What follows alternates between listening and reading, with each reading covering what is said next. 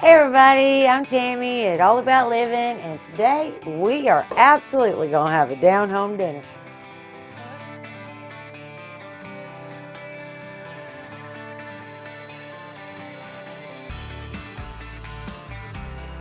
I just want to welcome you guys to my kitchen. It really is outdoors. I don't even have a door, but it works, and it's doing its job for now. Fried cube steak and gravy over mashed potatoes with fried okra. Fried okra is one of my absolute favorite veggies. So that's what's for dinner. Okay, obviously you're going to need some cube steak to make cube steak and gravy. You need some potatoes to put on it.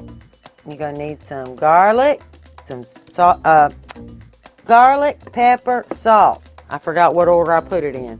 And a little bit of beef broth, some flour for dusting, a little bit of lard's already on the stove, and then for my potatoes, I'm going to need some butter and some milk, some salt and pepper, and then to make my fried okra, I'm going to need a little bit of cornmeal, either white or yellow, both will work, some okra, and some bacon grease, a little salt and pepper. Done.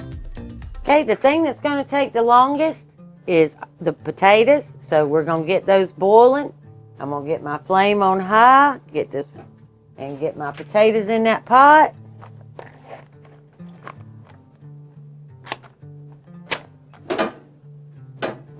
High flame. Get the pot on there. And I'm going to cut my taters right over the pot.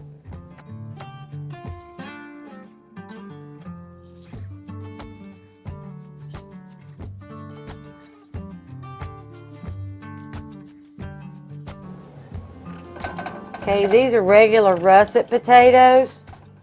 So I did take the skin off, because unless you're baking those, the skin's really tough.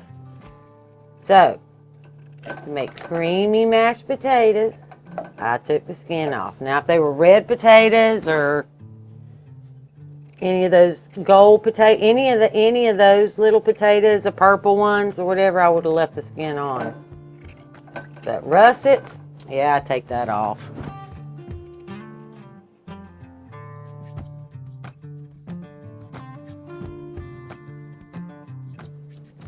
I'll put a little salt in there. Get a lid on it. Just let her boil.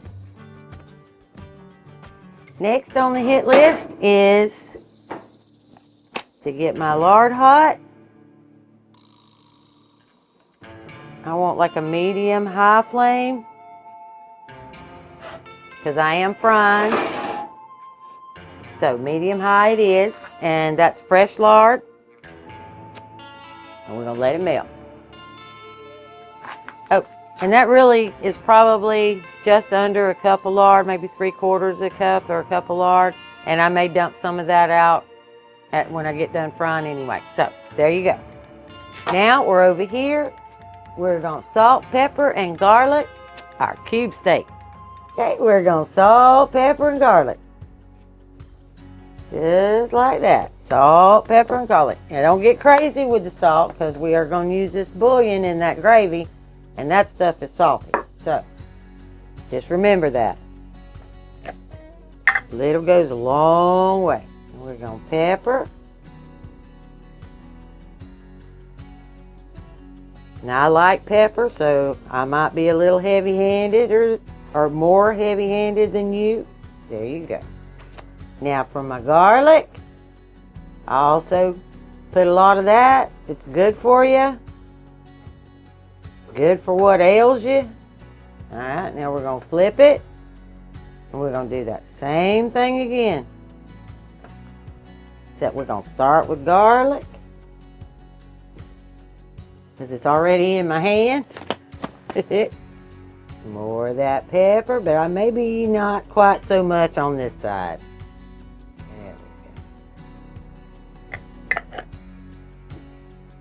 Little bit more salt.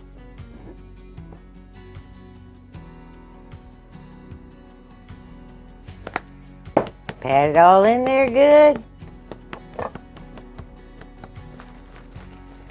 And get that dusting bag.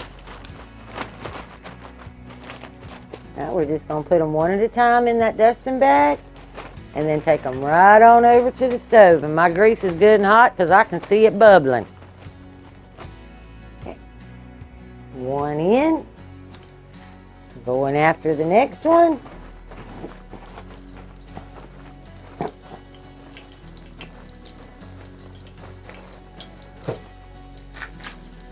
In we go. And number 3. In we go. Don't do that unless you know how. It will burn.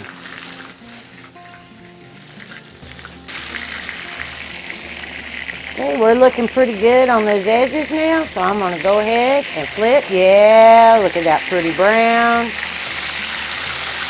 There we go. Nice looking. Now we're going to let it get just that crusty on the back side.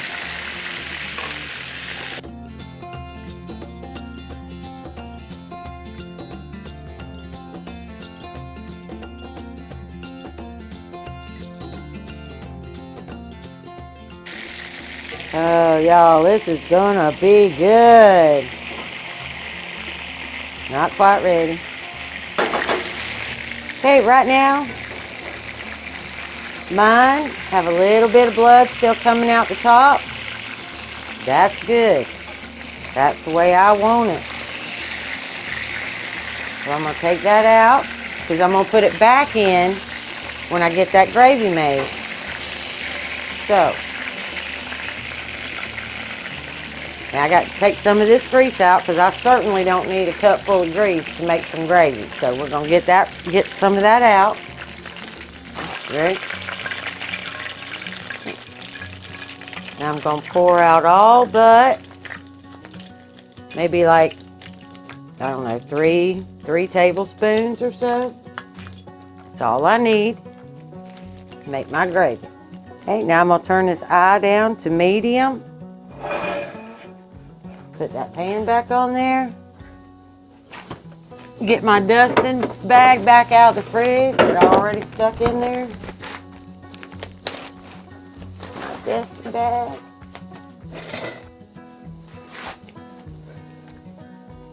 Take my tablespoon and just drop me some flour, probably 2.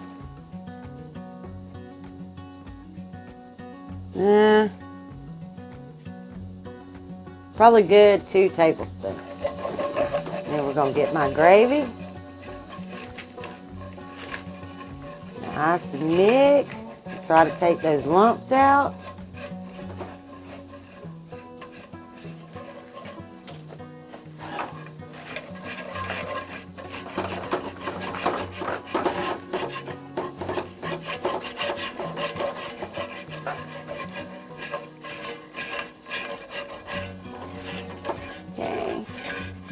I'm probably not going to get those lumps out. They must have been in my dusting bag. But that's okay. I don't care.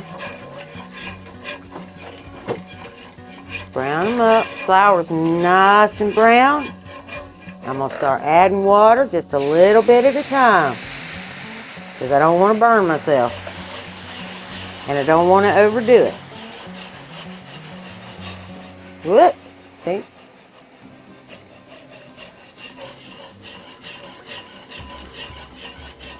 Whoops.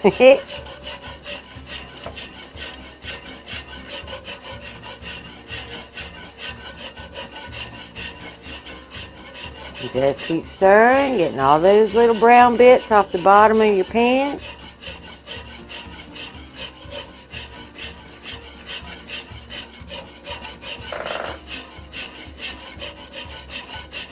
Okay, now I'm going to add just a little bit more water. I'm going to add just a little bit more water, like 1/4 of the cup. Then I'm going to turn that eye back up to medium high. Wrong way. That way, medium high. Yep. We're going to put a little bit of that beef bouillon in there. I'd say like half a teaspoon. I don't want to overdo it because it's really salty. Gonna drop some salt. Just a little. More of that good garlic.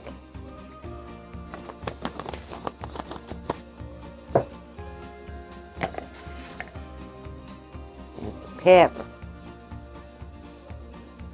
I'm coming up to a good rolling boil, so I'm going to give it another good stir. And I'm going to keep cooking until it's the consistency I want, and then I'm going to put my cube steak right on back in there.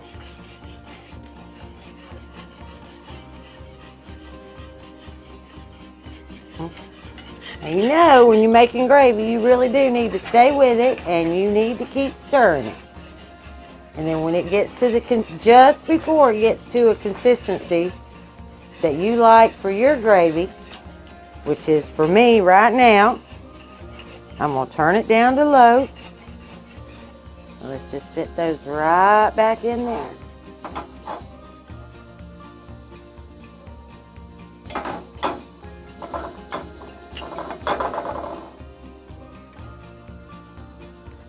Wiggle them around, get that gravy on top.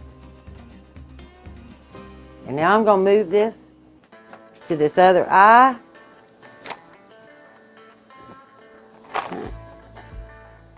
This is a really low eye, so that's where I'm going to put this.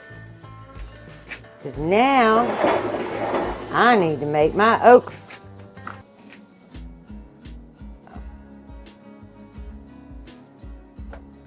I'm going to need like a medium low flame, not too much, right round medium. And we're going to set that pan there, and we're going to let it get hot. And then I'm going to add 2-3 tablespoons of real bacon grease. All right, I got a handy dandy tablespoon, and we're going to see how much of this I need.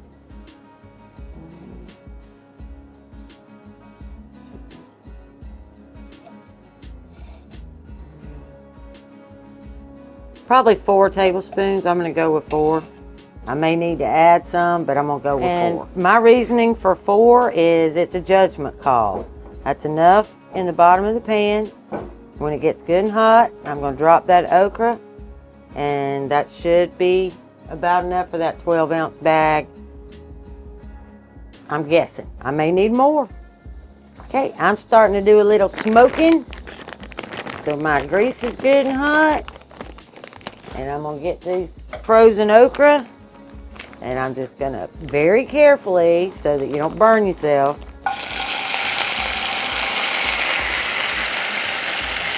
drop that in the pot.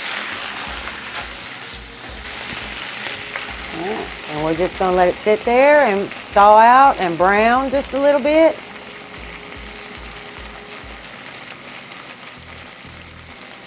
Just going to leave it just like that and let it thaw and brown. Potatoes are done. Now y'all keep an eye on that gravy. Just run up under it with your gravy spoon. Make sure you're not sticking, not burning. Nobody likes burnt gravy. There you go. Okay, it's been a couple of minutes, and they're starting to thaw. So now we're just going to flip them around a little bit. Thaw out the ones that was on top.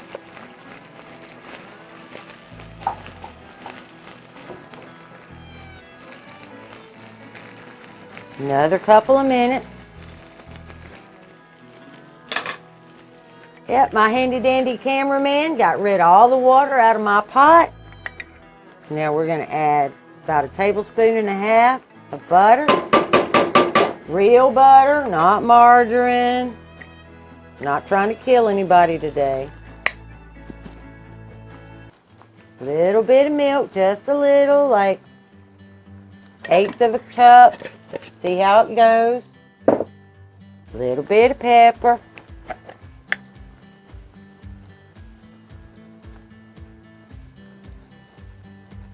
Like 2 little pinches. Little dab of salt. I know y'all think I'm total saltaholic, don't you? You're probably about right. Alright.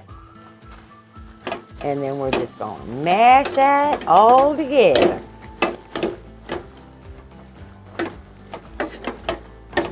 Okay, and we like our potatoes with a little bit of lump left in it. So really, my taters are done. Okay, now we're going to put that lid back on there and let them stay warm. We're going to check one more time. Make sure that our gravy's doing good. It's not getting too thick. That's good. I'm going to go over here. Going to go over and check our okra. It's all nice and thawed and slimy now. So it is time to add the cornmeal.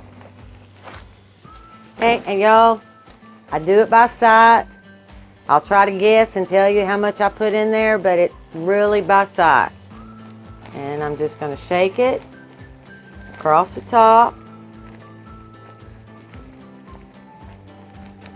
Get a good coat all the way across the top of this frying pan. And I'm going to guess that was probably about a half a cup. See how thick on the top? But now we're going to start moving it around because that's what we're doing. We're just going to start moving that cornmeal around. It's going to start frying in that bacon grease and that water off of the that okra. And see, it's getting a thickness on there. It's coating that okra. And see, I am going to need a little more grease, a little more bacon. Okay, I'm going to add 2 more tablespoons for a starter. Going to stir that around.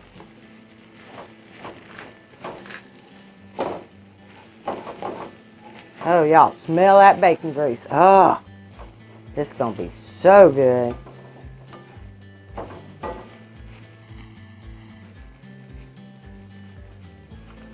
Okay, now we're going to add a little pepper to that. I think my bacon grease has probably got enough salt that I don't have to salt it. But if I do, I guess I can always do it at the table. You know, you can't take it out. You can't, if you make it too salty, you're just stuck with it.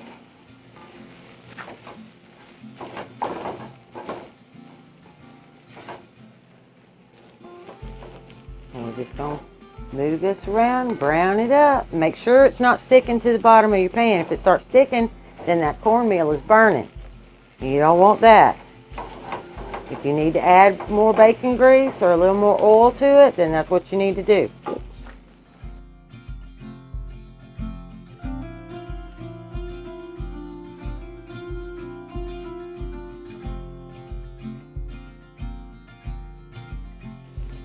Okay, now we're going to turn this down to low.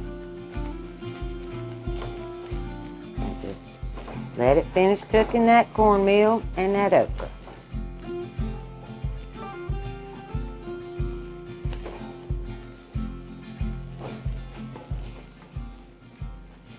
All right, y'all. I know when y'all heard me say I was going to make fried okra, you thought about that battered up, icky stuff that they have in the frozen section. No. Here in the South, this is the way you get. When somebody says you're having fried okra, this is what you get, no matter where. Because this is the best way.